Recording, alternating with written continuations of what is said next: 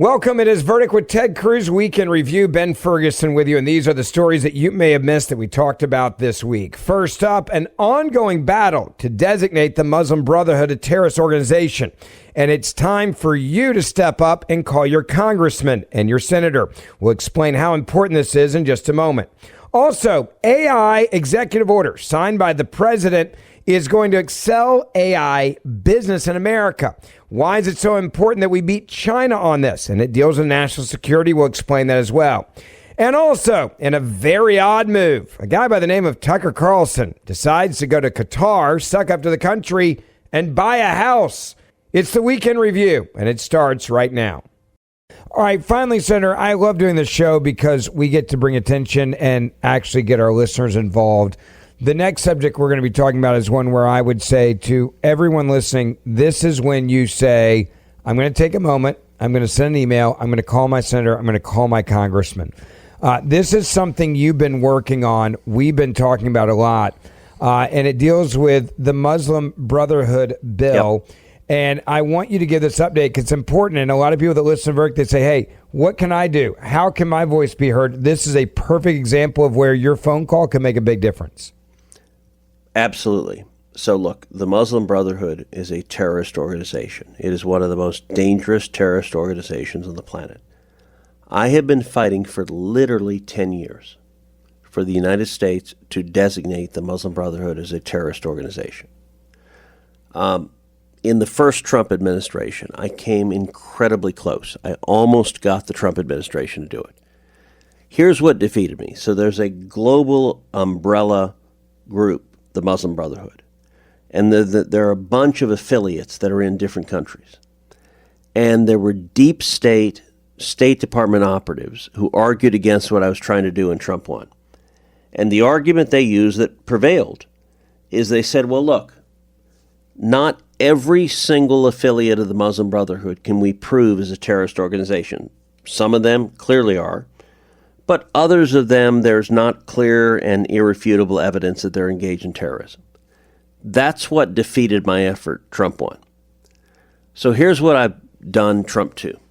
I said the previous efforts were top down. They were designate the global Muslim Brotherhood and then designate all their affiliates. They argued some of the affiliates may not be terrorists. I don't buy that, but it was an argument, and it was an argument that was successful, and Trump won. So in Trump 2, I inverted the entire approach. I said, all right, rather than being top down, let's start bottom up. And so I filed legislation that directed the administration, designate every Muslim Brotherhood affiliate that there is clear and unequivocal evidence they're terrorist organizations. So, for example, Hamas. Hamas is the Muslim Brotherhood in Palestine. So there is no dispute Hamas is a terrorist organization. So that is an easy example of a Muslim Brotherhood affiliate that is indisputably terrorist. My legislation says designate the affiliates, and then it says designate the global Muslim Brotherhood for providing money, for providing material assistance to the affiliates that are indisputably terrorist organizations.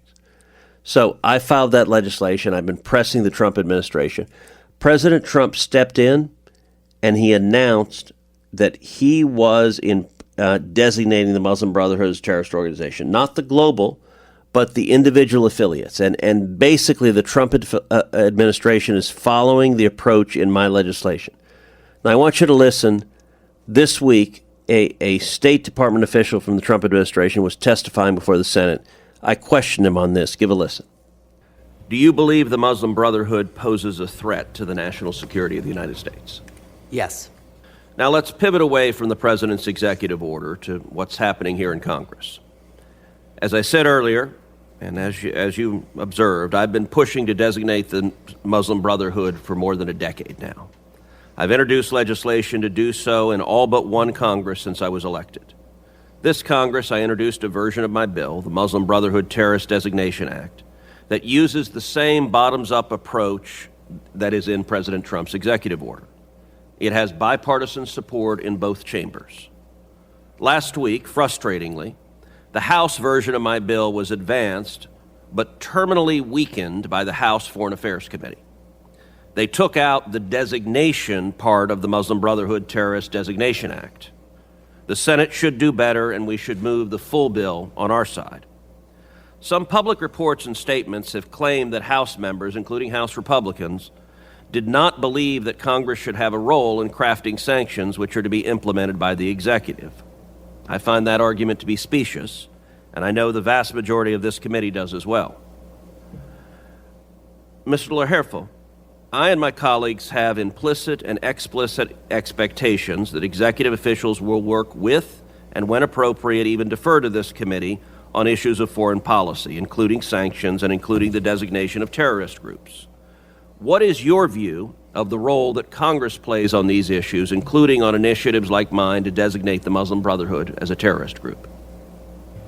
Senator Cruz, thank you for your question. I fully respect Congress's Article 1 authority in making laws, including with respect to foreign terror organization designations or other types of designations. Whatever legislation is passed, I will faithfully execute if I am confirmed. Thank you. All right, final question.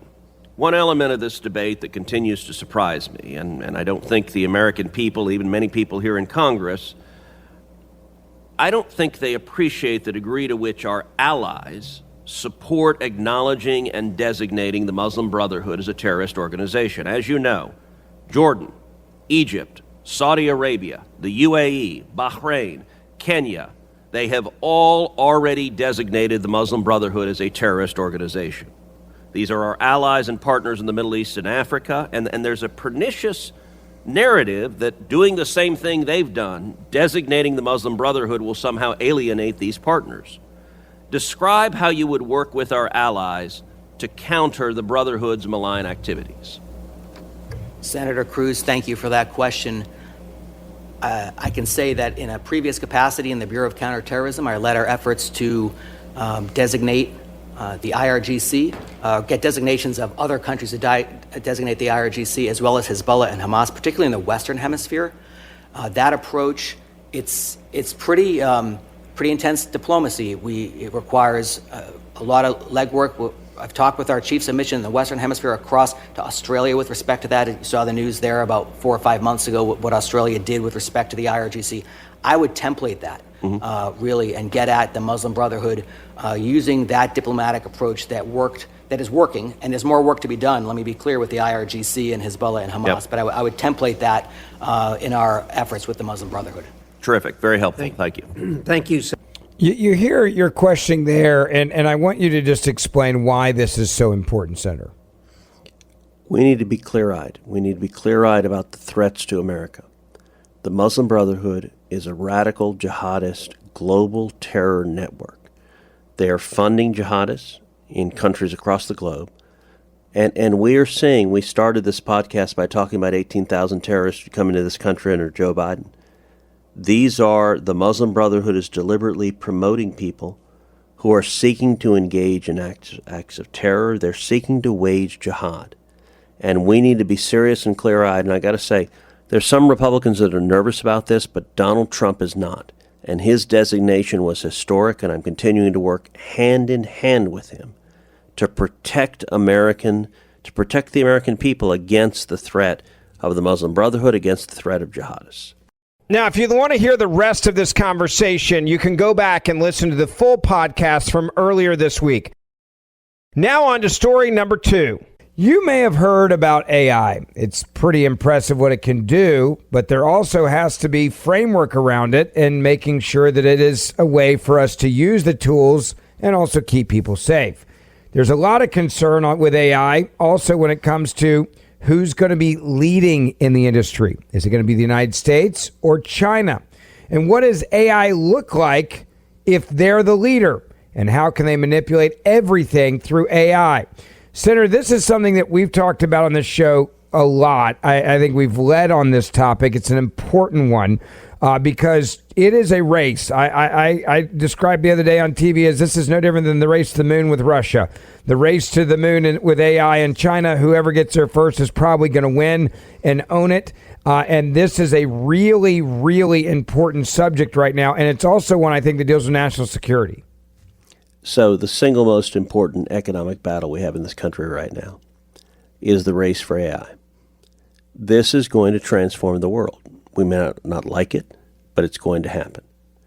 And the binary choice is, does America win or does China win? Look, whoever wins the race for AI, the values of that country will define the characteristics of AI. If you want AI to be defined by the values of China, if you want it to be surveillance and control and propaganda and the communist government controlling everything you think, then you want China to win. If you want it to be free speech and free enterprise and individual rights, then you want America to win. And this is, you think back to the 1990s. The battle for the internet was a massive battle. America won the battle for the internet. We prevailed. This battle over AI is more consequential than the battle for the internet. Today, President Trump signed an executive order seeking to ensure a consistent national standard of rules for AI to stop Gavin Newsom and Hochul and J.B. Pritzker and all these left-wing Democrats in the states from putting contradictory, burdensome, inconsistent rules on AI that ends up crippling American AI and letting China win. I want you to listen to the president as he talked about this today. Well, thank you very much. We have a big signing right now, and we have a tremendous industry where we're leading by a lot. It's the AI, artificial intelligence. I always thought it should be SI, supreme intelligence, but I guess somewhere along the line they decided on the word artificial, and that's okay with me. That's up to them. It's a massive industry. We're leading China. We're leading everybody by a tremendous amount. The electricity is being built by them in every plant. They're building the electricity. We're getting them rapid approvals. But they're spending trillions of dollars, and they can't, basically this has a couple of other things that are less important, but one of the things that it has is you have to have a central source of approval. When they need approvals of things, they have to come to one source. They can't go to California, New York, and various other places like Illinois with Pritzker, who's, a totally unreasonable person. And they have to have, they're putting all this money in. It's a big part of the economy. And there's only going to be, I think, one winner here. I don't know if anybody agrees with that. I think most people agree. But there's only going to be one winner here, and that's probably going to be the U.S. or China. And right now we're winning by a lot. China has a central source of approval. I don't think they have any approval. They just go and build. But people want to be in the United States, and they want to do it here. And we have the big investment coming. But if they had to get 50 different approvals from 50 different states, you could forget it, because it's not possible to do, especially if you have some hostile. All you need is one hostile actor, and you wouldn't be able to do it. So it doesn't make sense. I didn't have to be briefed on this, by the way. This is real easy business. I mean, this is simple. So we're very happy with that. But this is about something a little bit different. We want to have one central source of approval, and we have, I think, great Republican support. I think we probably have Democrat support too, because it's common sense. I mean, you can't go to, every time you make a change, and it could be a very reasonable change, you still won't get it approved if you have to go to 50 states. So this centralizes it, and it's something which the people behind me, the very distinguished people, but Tim Cook just left of Apple and spoke to all of the big companies, great companies, and they won't be able to do this. This will not be successful unless they have one source of approval or disapproval, frankly. You could have disapproval too, but it's got to be one source. They can't go to 50 different sources. This seems to be a core point of what the president and what you were trying to accomplish, which is that one source, because otherwise it would be impossible to grow AI and to deal with it the way that we need to deal with it if you didn't have this kind of one standard across the board. Look, AI is transformational. Think back to the 1990s. The 1990s, Bill Clinton was president, and the internet was the dawn of the internet. And we made a choice. America made a choice to do a light touch regulatory approach to the internet, and we ended up winning that race. America dominates tech. We dominate the internet. It produced hundreds of thousands, if not millions, of jobs in the United States. That was incredibly consequential. AI is the same point. And Ben, I'll say, look, I understand. People across the country, they're nervous about AI. They're afraid. They don't want AI to come take their jobs. They don't want AI to render them irrelevant. They don't like the technology. And I get that. That's not a crazy thing to think. Yeah. But look, my view, I'm not a Luddite. I don't think the fact that you're nervous about technology can make it go away.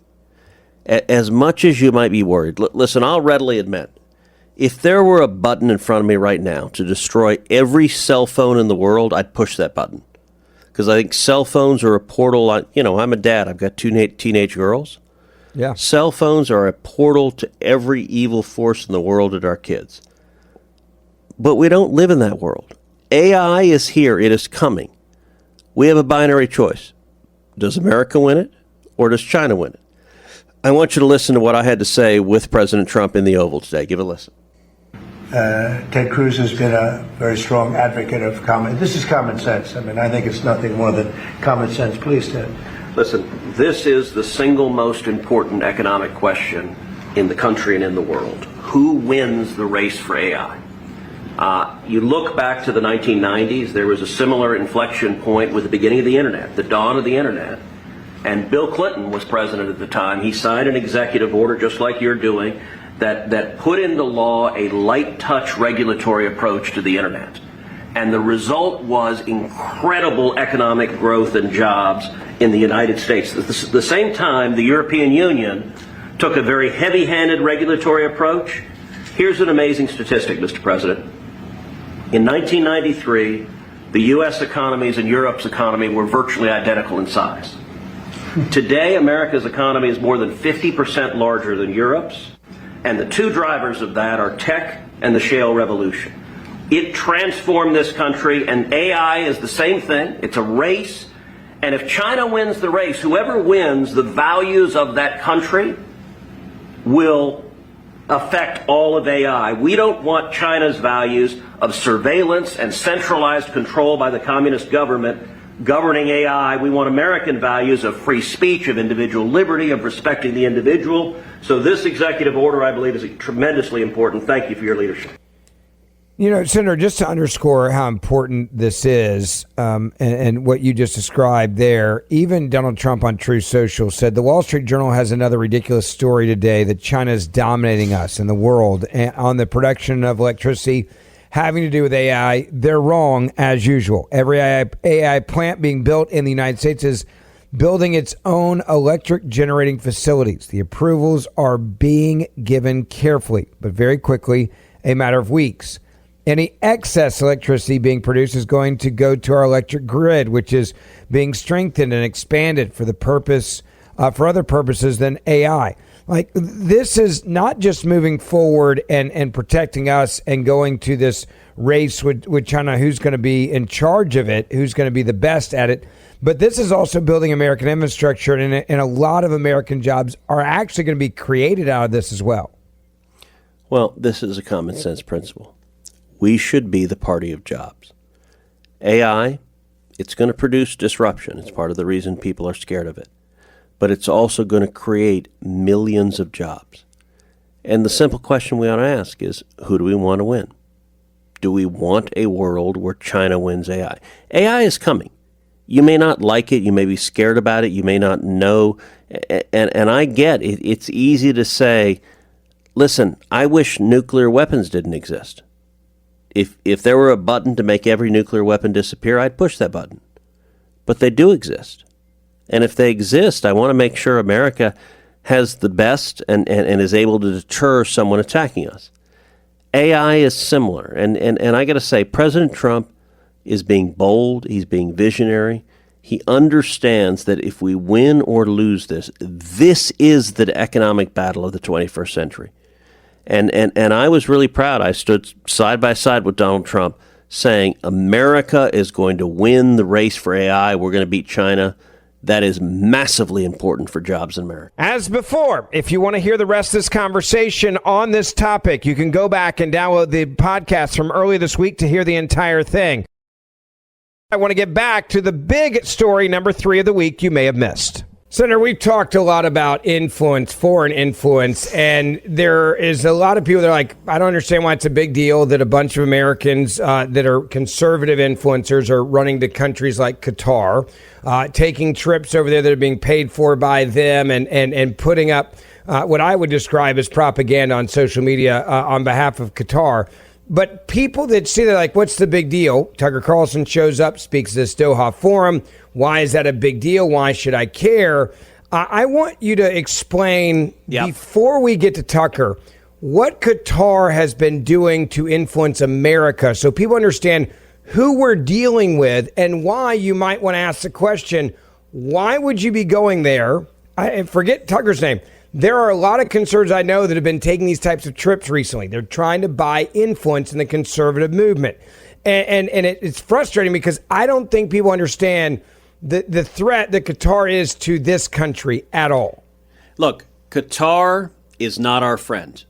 Qatar is spending hundreds of millions of dollars lobbying the United States government.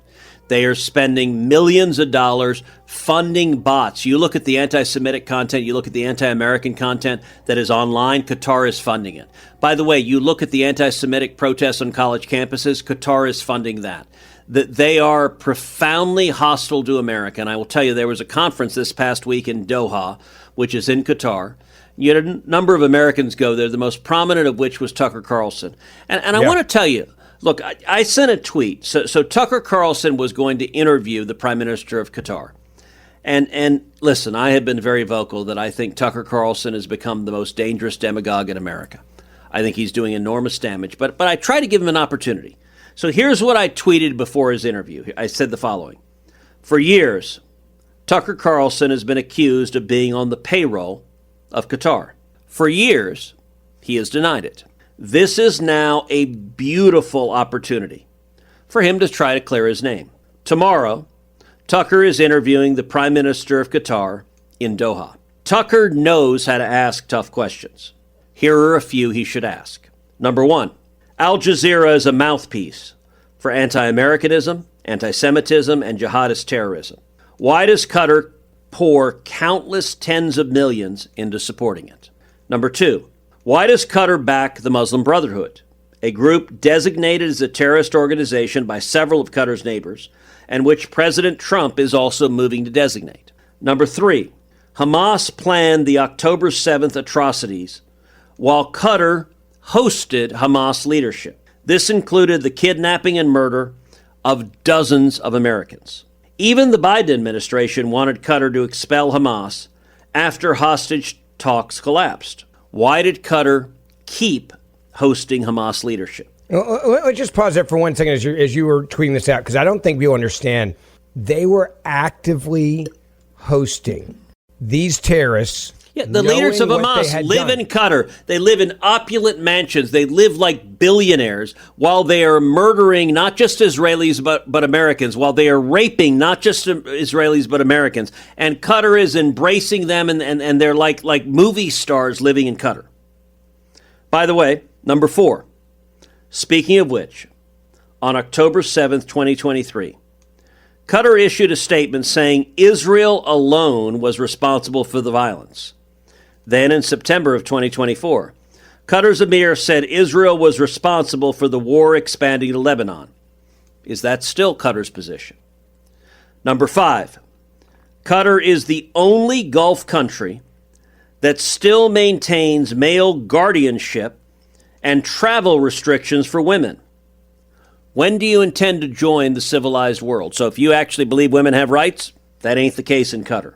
Explain what you mean by that real fast so that people understand the context of it, of what you're, because it may just sound like, okay, what does that even mean for women? What is life like there? Explain how that's so far back in the Stone Ages. Look, the rights of women are severely limited in Qatar. Males are treated as the decision makers. They have control over their wives. They have control over their daughters. And the rights of women are severely diminished in Qatar. So that's an obvious question to ask of, like, why don't you believe women have any rights?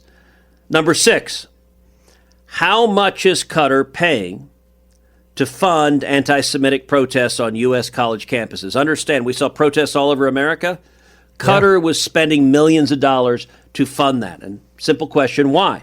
Number 7, how much is Qatar paying to spy on U.S. government officials and why? And to be clear, there were multiple news stories. Qatar hired spies to spy on me because they viewed me as the U.S. government official most skeptical and antagonistic of Qatar. So they're actively spying on me. And number 8, finally, how much exactly are you paying conservative influencers to come to this conference and participate?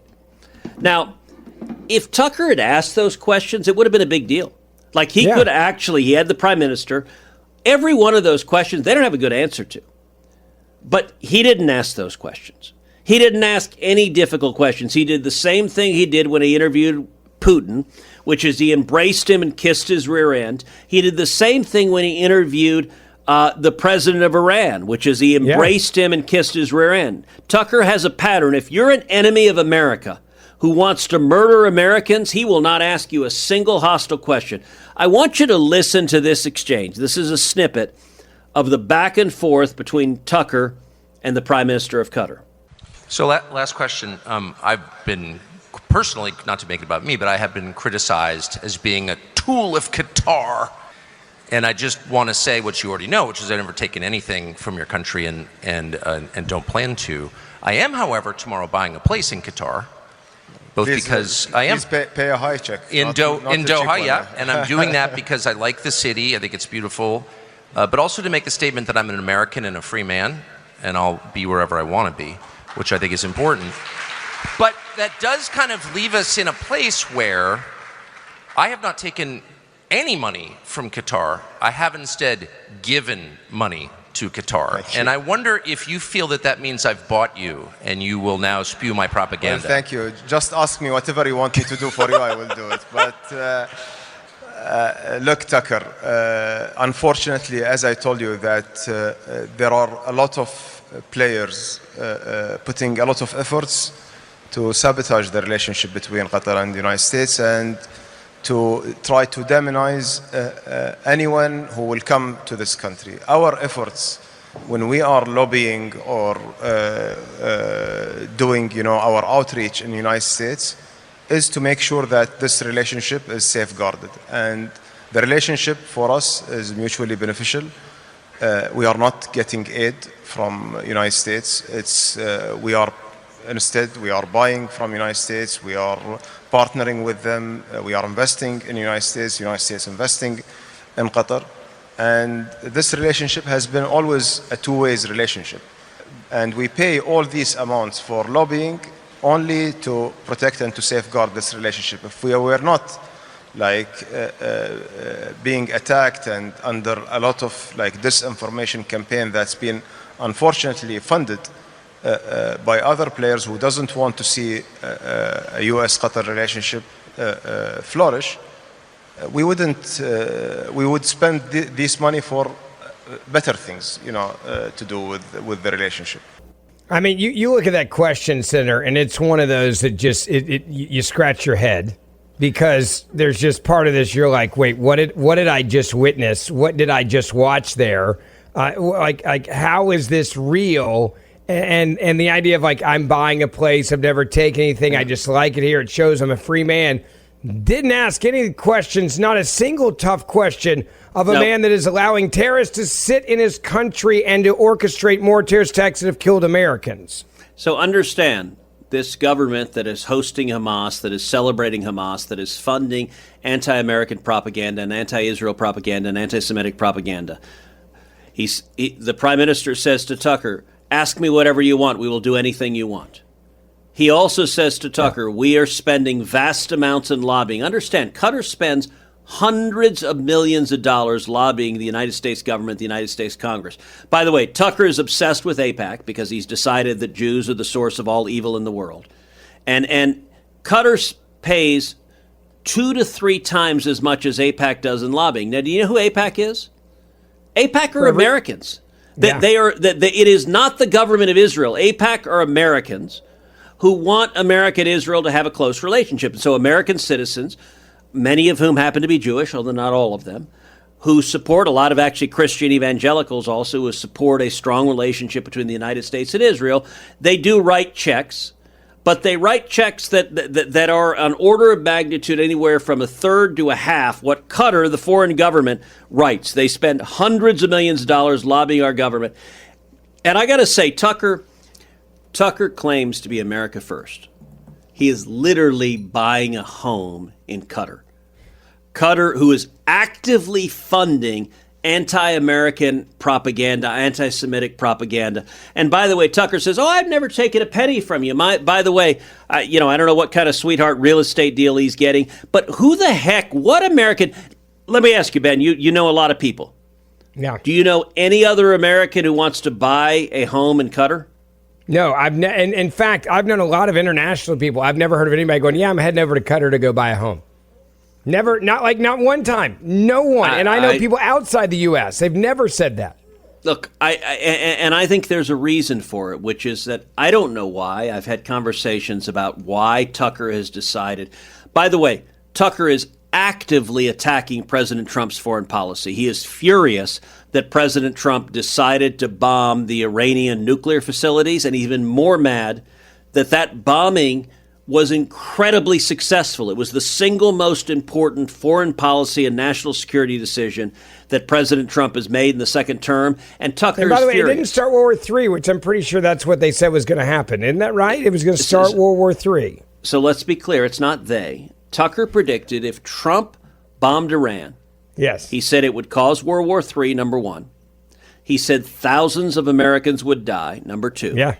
And he said America would lose. Iran would beat us in World War III. Now, every one of those predictions was laughably, absurdly wrong. And yet, Tucker is now buying a home in Qatar and saying, hey, you crazy, theocratic, Islamist, America-hating radicals, you're my people. That is really, really, really dangerous. Yeah, the questions that we just asked there, I really hope that all of you will share those on social media. Share the episode on social media. Share the video we put up on Facebook. We put it up on... And Ben, let me ask you a question. Yeah.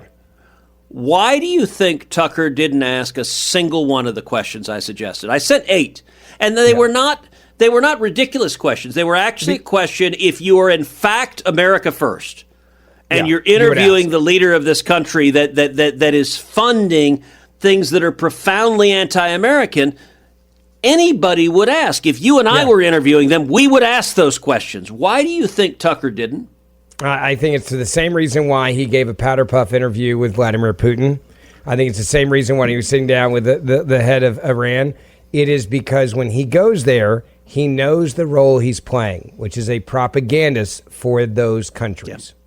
I wish that were not the case, but I can't argue against that. He does not ask a single question defending America. Instead, he just embraces leaders that are doing enormous damage to Americans. Yeah. And that, by the way, is, I think, significantly undermining President Trump as well. As always, thank you for listening to Verdict with Senator Ted Cruz. Ben Ferguson with you. Don't forget to download my podcast, and you can listen to my podcast every other day you're not listening to Verdict, or each day when you listen to Verdict afterwards. I'd love to have you as a listener to, again, the Ben Ferguson podcast, and we will see you back here on Monday morning.